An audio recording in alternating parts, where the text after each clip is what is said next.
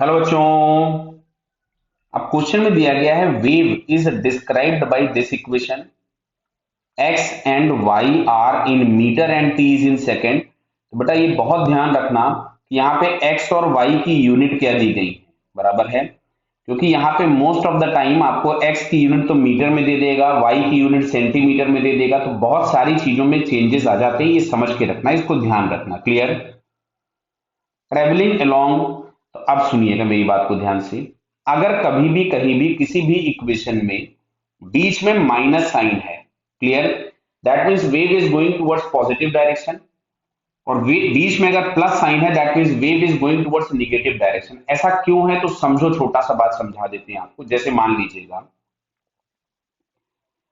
अगर आप लोगों से, हालांकि हम अगर मेडिकल वाले हैं तो इतनी भी सांस समझते हैं मेरी बातें, ये हम लोगों को अगर y बराबर एक्स स्क्वायर का ग्राफ दिया गया है, क्लियर, तो अगर मेरे को इस ग्राफ को राइट साइड में शिफ्ट करना है इधर, मतलब यहां पे x बराबर 2 पे 0 हो जाए, तो ये इक्वेशन हम लोगों को मिल जाएगी कुछ भी x माइनस 2 का whole square.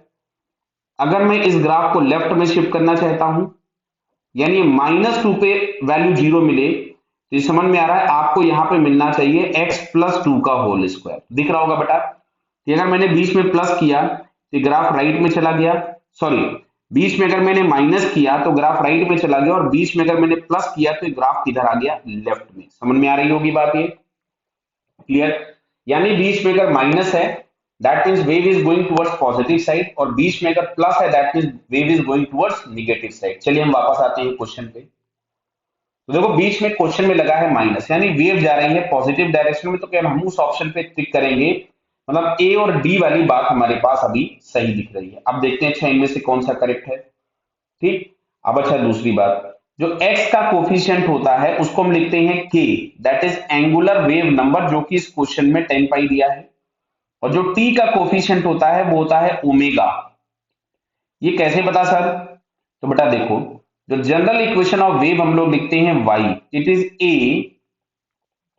Sign kx plus minus omega t plus minus pi, हम लोग ये इक्वेशन लिखते हैं। क्लियर? अब बराबर देखिए, जहां पे ओमेगा होता है एंगुलर फ्रीक्वेंसी और के होता है एंगुलर वेव नंबर। क्लियर?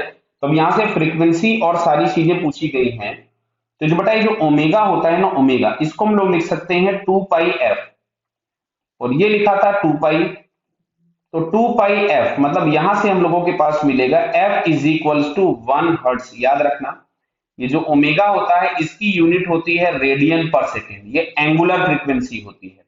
तो ये जो हर्ट्ज हम लोगों के पास आया this is linear frequency. Clear? तो हम यूनिट भी चेक करेंगे। अब यहाँ पे जो यूनिट दी गई है वो हर्ट्ज में, यानी वो लीनियर फ्रीक्वेंसी पूछ रहा है आपसे। क्लियर? तो देखो 1 हर्ट्ज हम लोगों को आंसर मिल गया, इसमें पाई दिया है, खैर यहीं से आंसर गलत हो गया, ये ऑप्शन बच रहा है अपना, लेकिन हम फिर भी वेवलेंथ फाइंड करेंगे। क्लियर? तो देखिए ये जो के हम लोगों को दिया है, के को हम लोग लिखते हैं 2 पाई बाई लैम्डा, बराबर, तो ये हम लोगों को दिया गया था 10 pi is equal to 2 pi by lambda, तो पाई से पाई कैंसिल हो गया, तो बेटा लैम्डा इज इक्वल टू हमको मिलता है 0.2 मीटर, यानी लैम्डा हम लोगों के पास 0.2 मीटर होना चाहिए, और फ्रीक्वेंसी हम लोगों के पास 1 हर्ट्ज होनी चाहिए। तो ये सारी चीजें ऑप्शन ए को जस्टिफाई कर रही हैं, so it's correct answer is a. Okay बेटा, ऑल द बेस्ट।